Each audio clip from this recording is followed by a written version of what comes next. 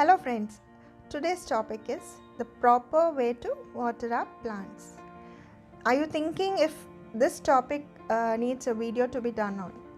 Yes, of course, because if a plant is underwatered, it can survive. But if it is overwatered, it will surely die.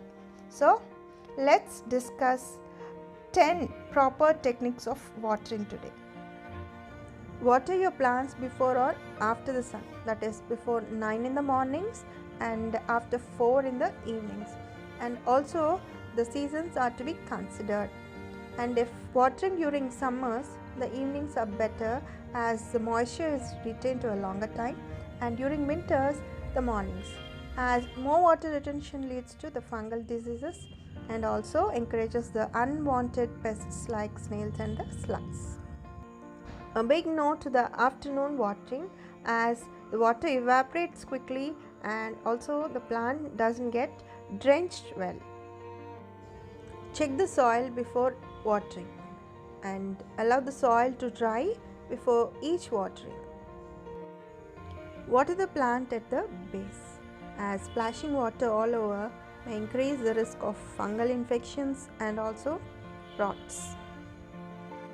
Not all the plants have the same water requirements. Some plants like the tomatoes, cucumbers, etc. need more water and more often, whereas some like the cactus, succulents, etc. need very less water.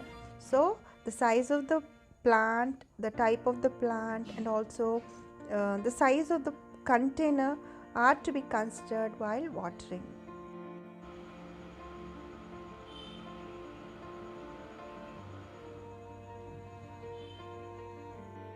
In container gardening, the water retention depends upon the size of the pots and also the materials. The earthen ones are more porous and absorb the moisture from the soil. So the soil dries up more quickly than the plastic and the ceramic ones. And also the soil in the smaller pots dries quickly than the bigger ones like this. Arrange the pots side by side in a row. This helps in providing shade to the roots and also less evaporation of water.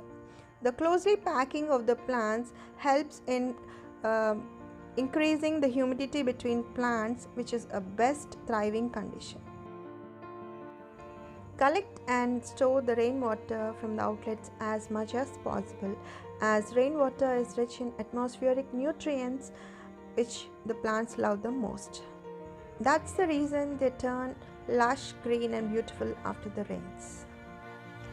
Water your plants in the same consistency at the same interval and the time, as the plants get adapted to it and also they get stressed out if you miss it.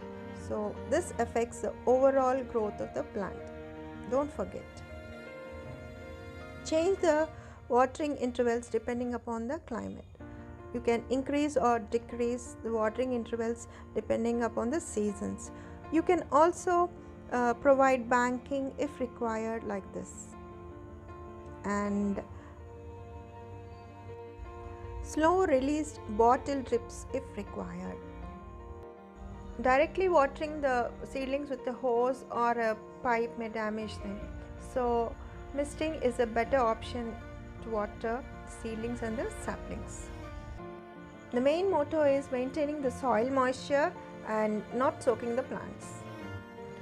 We have discussed earlier that splashing water on the leaves during winters may prone the plant to some fungal infections. But during summers, the tips of the leaves are dried and burned due to sun's heat. So to overcome this problem, you can splash water on the leaves. While you go on watering duty to your gardens, always check for the unwanted pests or insects underneath the leaves. And if you find any, don't hesitate to remove them manually or with a forced splash of water.